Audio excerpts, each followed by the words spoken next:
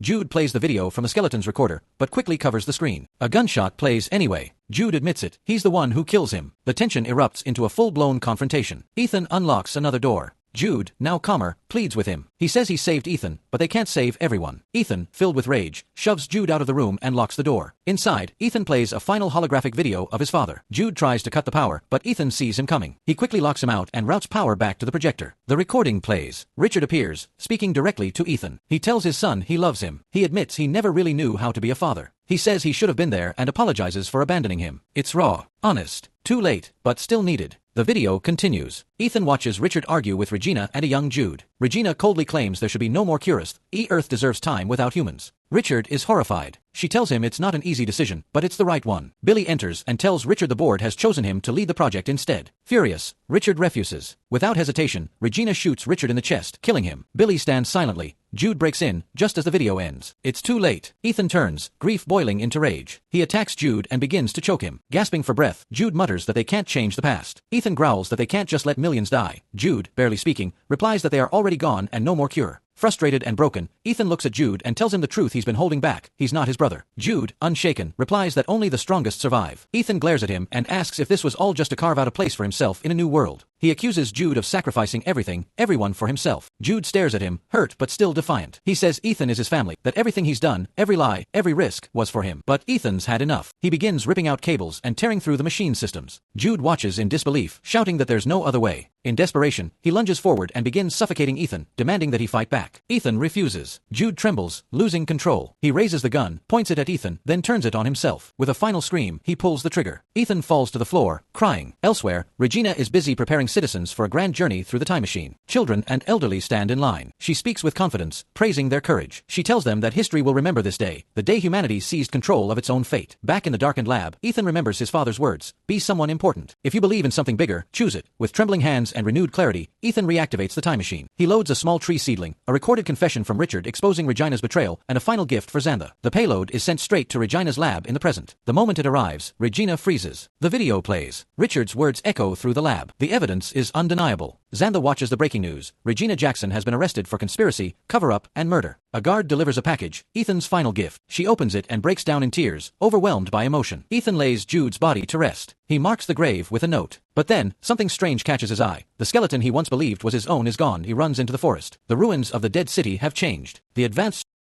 structures have disappeared. Nature has reclaimed it all. The forest is alive, thriving.